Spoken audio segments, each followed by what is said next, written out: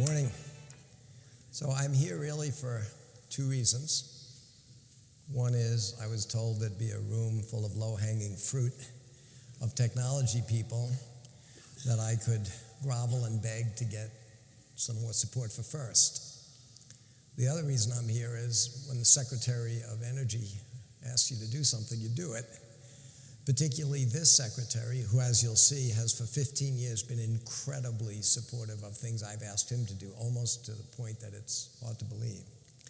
So I apologize that I'm going to race through a bunch of things so I can dwell on groveling and begging for your support for first. But I was told I have to tie it to energy particularly, and I'll do that. DARPA was the model for ARPA-E. I've worked with DARPA for now probably at least 10 years. I can tell you that model works, and I'm sure ARPA-E is working and will continue to work as well. I think DARPA is an example of the fact that certain things businesses won't do. The market's too small, or the risk is too big, or the unknowns are too great for the appetite of typical business. We built prosthetic arms for them. We went out, got them approved, and we're now putting them on some of our warfighters. That wouldn't have happened without DARPA. As a result of that program, by the way, we started another program with the government. Again, there are places where business ought to be business and government ought to be government, but on really big situations, you got to put them together. First is one of them, but a couple of years ago, I was asked by the Department of Defense to help bring the ability to manufacture replacement human organs out of the laboratory into reality. You heard one of the speakers this morning talk about this valley of death in the middle. People fund exciting research up front like the NIH does, NSF. In the end, industry will fund things because they see a light at the end of the tunnel. That place in the middle is too big a gap for industry.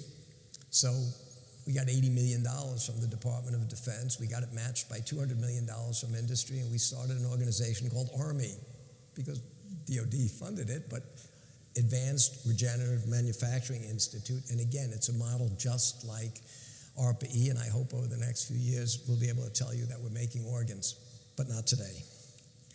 Today I'm here to talk about first, for inspiration and recognition of science and technology. I'm an inventor. What do inventors do? I think in general, you look at the same problems everybody else looks at, but you see them differently. My mom's a teacher, still is.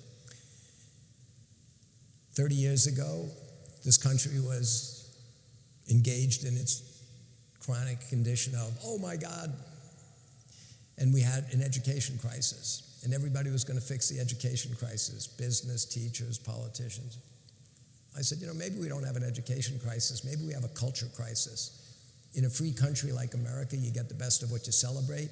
This country has no shortage of entertainers. The NBA, the NFL, sports and entertainment, Hollywood are doing just fine in this country. But if kids don't have role models from the world of science and tech, they're not going to put their heart and soul and passion into becoming experts at it. And I figured no kids run around a sporting event cheering, I want to be second, but they'll take math pass fail. They won't take physics at all, particularly women and minorities. So I said, I'll start an organization that will do for science and technology what sports does for athletics, you know. And I went out to industry 30 years ago and said, you got to give me role models and superstars that are as proud of doing what they do in their day job as people that play sports and entertainment. It worked. We started a program. We turned science and technology and inventing into a sport. I had only 23 teams in year one, but you're going to see how this ties to both energy in particular and to the Secretary of Energy more particularly, because I'm going to give you a very quick history that led to last year. That would be Secretary Perry back in Houston last year, enthusiastic with how FIRST is doing. Here's how that got him back to Houston. A couple of years ago, he became the Secretary of Energy. He calls me up in this very understated way, hey Dean, it's Rick. Dean, now that I'm the Secretary of Energy, I just found out that the Department of Energy, in my 17 federal labs, has more scientists and engineers working for me than the rest of the federal government combined. And a lot of them are getting old, Dean, and I gotta replace them with world-class young people. And we have a problem. We can't give competitive salaries to young kids out of engineering schools these days because of, the Apples and Amazons. And a lot of the senior people that have their PhDs aren't citizens, and since we're the Department of Energy, I can't hire non-citizens. So I was thinking, I remember back 15 years ago when you put your championship of your first program in Houston, when he was governor, he said, Dean, we just have to get our pipeline up and going, and now that I'm at the Department of Energy, how can I work with you as a government agency? Mr. Secretary, that's easy. I now have 3,700 corporate sponsors. We've had 55% compound annual growth for the 30 years FIRST has been around. But I can tell you that as of last year, while many of the Fortune 50 tech giants have 50 or 60 or 70 companies, schools they've adopted in my FIRST program, the largest single sponsor of FIRST teams in the United States is the Department of Defense. They have over 1,000 teams. The second largest is NASA with 250 teams. So there's plenty of room, and we know how to get government agencies involved. He said, Dean, let's do it. So I'm now going to give you a quick history because I got 8 minutes. This is where we started. This is the 23 teams in 1992. By 1993, yes, the president brings out winners just like the winners of the Super Bowl and the World Series. Every president has for 30 years, 28 years. We outgrew New Hampshire and went to Epcot. We outgrew Epcot in 2002, and we took our championship to the Astrodome because the then governor realized how important it was to inspire kids to careers in science and tech. We moved out of there to the home of the Olympics, fittingly. We then had a new president bringing the kids to the White House. We then moved to St. Louis. We had a new president bringing the kids to the White House. Last year, we're back in Houston. And then we had 2 finals, one in Detroit. These are our numbers for last year. As I said, 55% compound annual growth. I don't drink my own Kool-Aid. Here's data on the impact that FIRST has on the kids on these teams. Over 1 million kids this year. 200,000 volunteer mentors from industry. 200 universities, by the way, that gave us $80 million in scholarships for these kids this year. More than 60% of the teams were captained by women. This is what our base looks like. And most people would say, Dean, that's great. I'm glad that Secretary Perry feels the way I do. When you have something as good as FIRST, you got to spread it around the world. So I called him, I should go backwards here, and said, Mr. Secretary, we're going to do a global version of FIRST for the first time outside the United States. We're going to call it Energy Impact.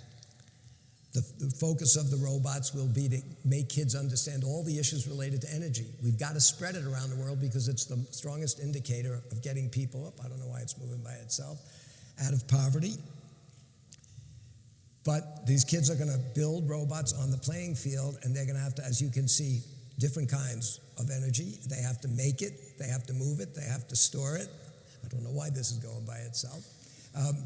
And Secretary Perry said he's going to come with me to Mexico for this championship. He did, and there he is with the Secretary of Energy in Mexico.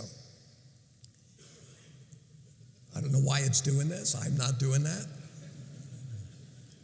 This is what we looked like last year. We had 166 countries each send one team to Mexico. As I said, Secretary Perry came with me. It was such an astounding event. I said, next year we're going to focus on the environment, and we'll do it right in the Middle East, also related mostly to fossil fuels and turn them into plastic, not energy. But now you got other issues. We're calling next year's program what the kids around the world all care about. Ocean opportunities. How are we going to make the world cleaner environmentally and still give people the stuff they need? This is what Mexico looked like. This is opening ceremonies in every way in a brand new arena on the 50th anniversary of the Mexico City Olympics. We did the Olympics in which kids are doing innovation.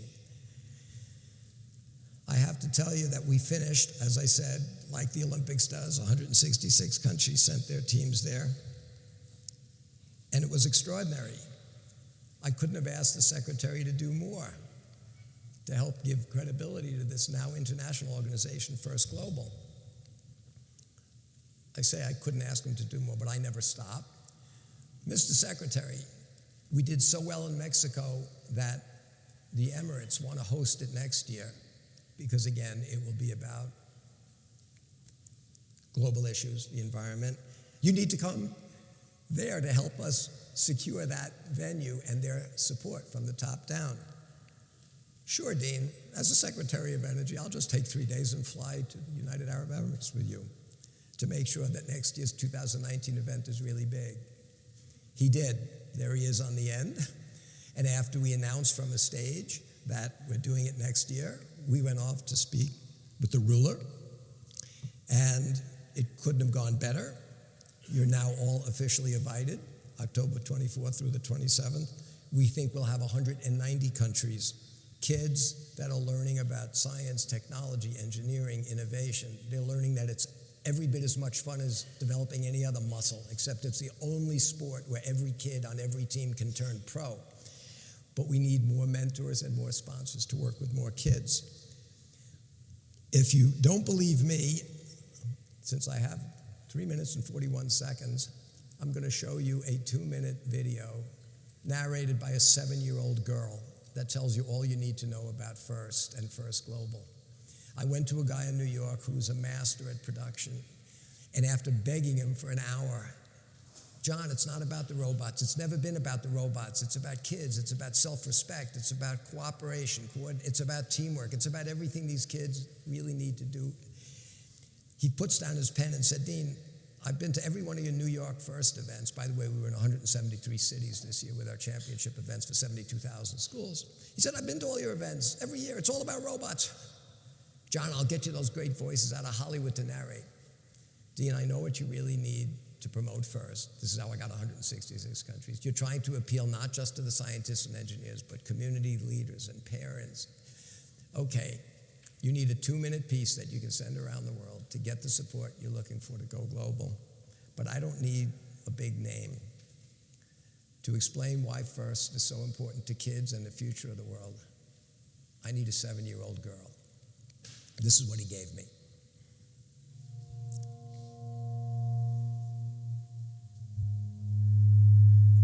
This isn't a robot. It very well may have hydraulic arms, a drivetrain, and a circuit board, but this isn't a robot. This is a lesson in humility, hard work, and collaboration. This is a CrossFit workout for the muscle upstairs. This is an apple for the next generation of Newtons. It's a lot of things, but this isn't a robot. This is a roadmap that leads straight to engineering. This is a rock to shatter 1,000 glass ceilings, a rope to pull a generation up and out of poverty, a sledgehammer to break down cultural barriers, and a universal language spoken in every nation on earth. And because of that, this is a compass that can help point the way to peace. But please, don't think this is just a robot. This is Glastonbury for technology.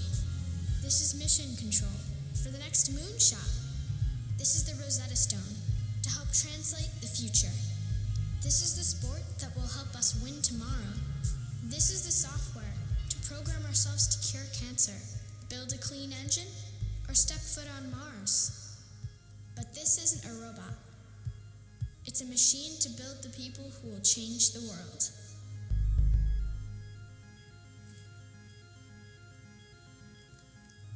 You can learn a lot from a 7-year-old girl.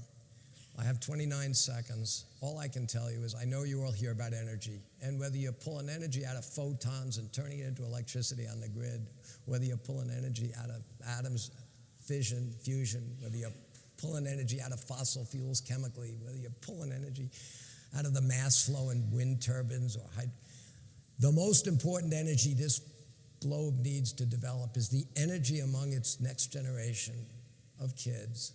They need the energy, they need the education, they need the guidance and the courage to do the right things, to keep humanity moving forward, making sure everybody has energy, but not at the expense of the global environment. It's a very complex problem. It's not going to be solved anytime soon in this room. I'm hoping that all of you will find a way to put a little of your energy as professionals, as parents, as citizens, into helping FIRST and FIRST Global grow. I know the Department of Energy is very big on helping us. I thank the Secretary for this opportunity to talk to all of you. And I have to shut up. Thank you.